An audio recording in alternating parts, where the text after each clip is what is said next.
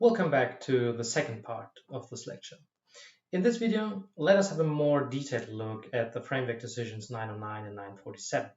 For that, we'll start with a more relevant one in terms of application in legal practice, which is framework decision 909.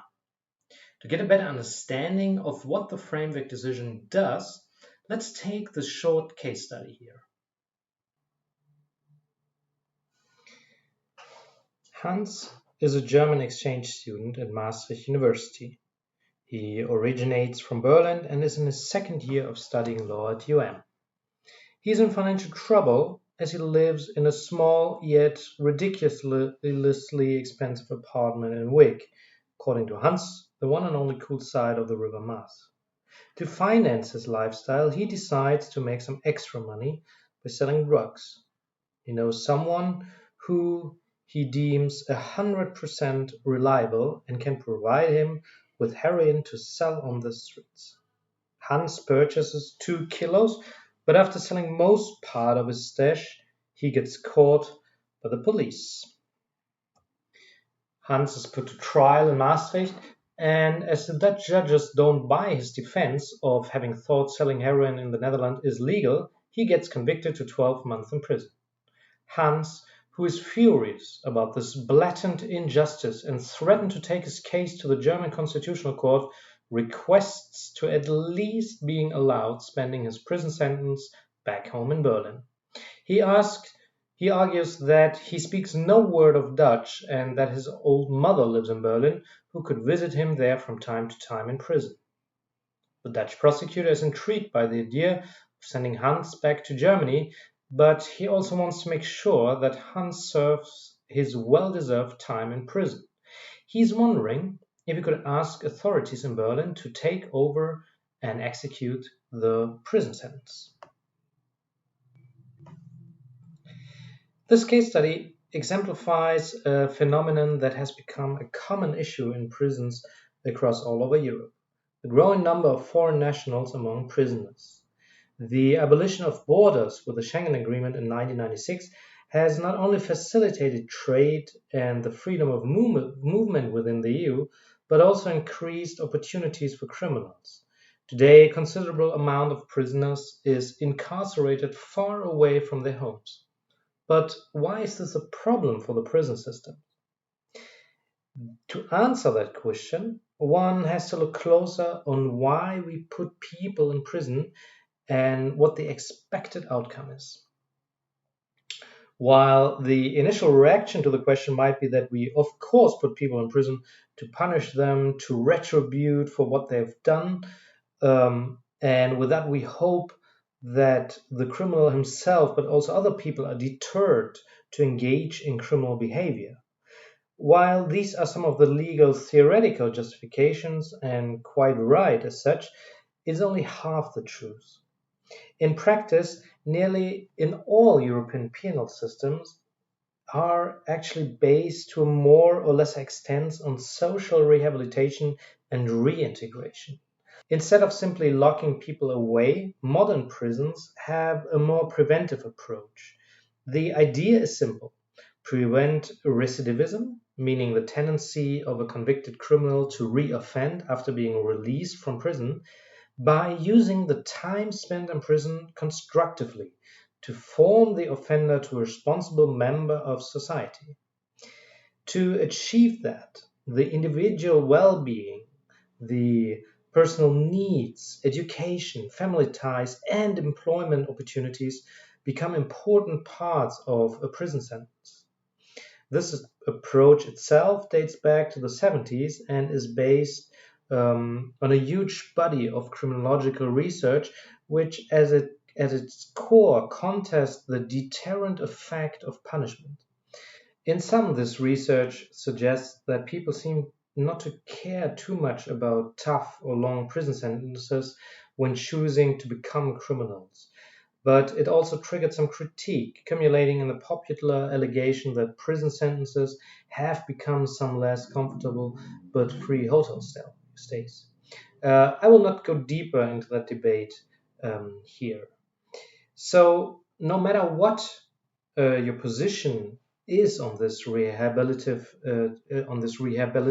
approach, there is a wide consensus among experts and practitioners that social rehabilitation of prison inmates is an immense challenge. This holds particularly true for foreign prisoners. They experience numerous problems in prison relating to culture, communication, and access to services such as work, medical, and legal services, and contact with their families. Just think of how problematic a doctor's visit can be if a mutual language is lacking. Think of a prison that offers the possibilities for education or vocational training, but foreign prisoners with no language competencies are excluded. What about religious rules that may guide the life of some prisoners but are made impossible to live by in a prison environment? Long story short, foreign prisoners are a problem for prisons and particularly the aim of rehabilitation. And since the number of foreign inmates in many EU countries is growing, the EU decided to come up with Framework Decisions 909 in 2008. It enables the transfer of prisoners to their countries of origin, or more precisely, to the countries of their habitual residence. This last point is important. The habitual residence is not necessarily the country of origin. If you think of our case study, Hans originated from Berlin, but if he had lived for a while in Belgium, have had probably a job there or a Belgian girlfriend, the Dutch authorities could have decided to transfer him to a Belgian prison. The decisive criteria is, where are Hans' chances for a rehabilitation the best? With that in mind, we can easily formulate the answer to our original case study. Hans has got good arguments for being transferred to a Berlin prison.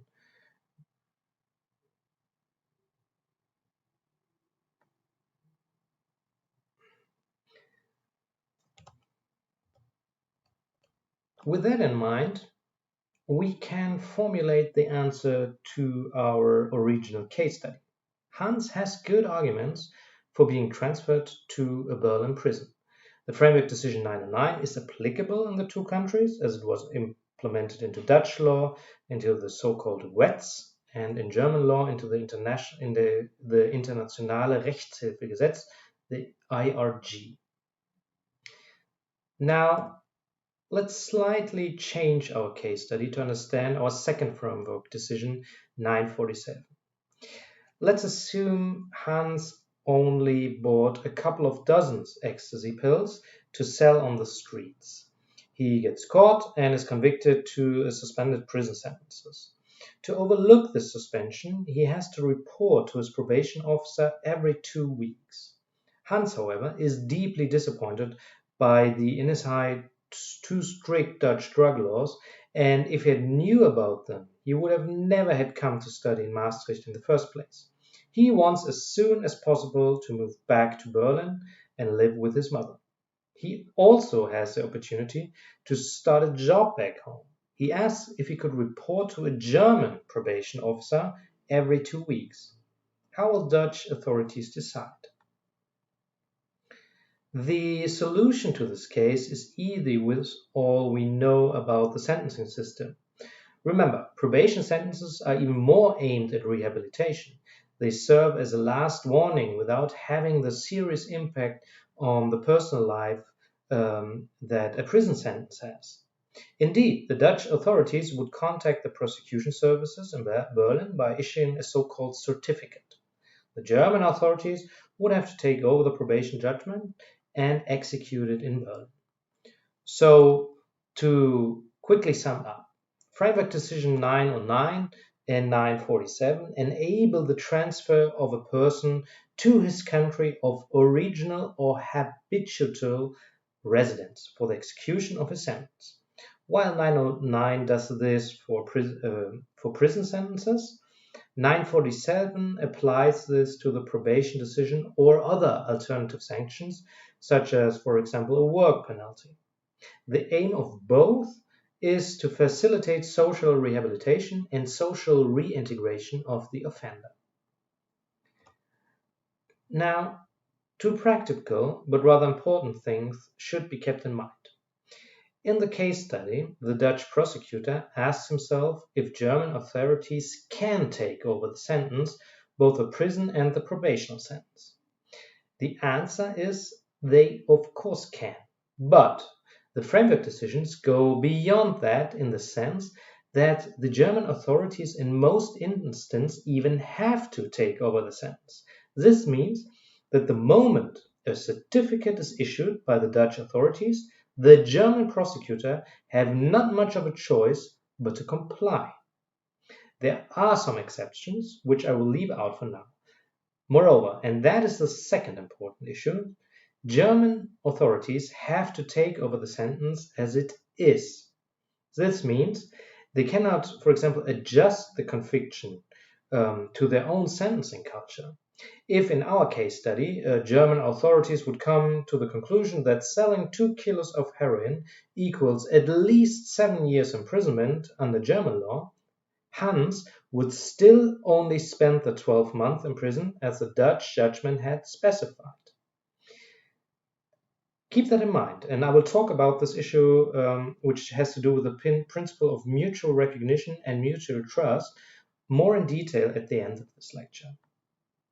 While these two framework decisions seem to be very reasonable from the point of view of social rehabilitation, they interestingly triggered an immense amount of critique, both among practitioners and legal scholars, but for very different reasons. Let's look at the critique voiced by the scholars first. Here are some quotes with regard to Framework Decision 909. Now, Pakes and Holt, for example, talk about a quite possibly disturbing trend which begs the questions if prisoners are farmed out to serve their sentence in foreign countries, not because of prisoners' individual circumstances, but due to national governmental policymaking. Bosworth et al. Talk about a post-colonial and neo-colonial dynamics at work given the growing number of intra-EU transfers. And Plage voices the suspicion of a hidden agenda behind transfers, namely to get rid of criminal migrants with a welcome side effect of reducing prison overcrowding. So, what exactly is this all about, you may ask? Why is an EU initiative with the ratio legis of enhancing social rehabilitation come under such harsh critique? To understand this critique, we have to dig a bit deeper into current trends within the legal and criminological debate. Then we will find a phenomenon called crimigration. This term, originally coined in the US, has become a central criminological concept that focuses on the growing merger of crime control and immigration control. Some scholars believe it has taken hold of large parts of the European criminal justice systems on the member states as well as on the EU level. But what exactly is crimigration and how has it hijacked our criminal law system? In the next part of this video lecture, I will introduce you to the debate about crimigration, how it supposedly has impacted our criminal law, and explain a bit what this has to do with our framework decisions. We will also have a critical view on the empirical evidence pointing to this phenomenon.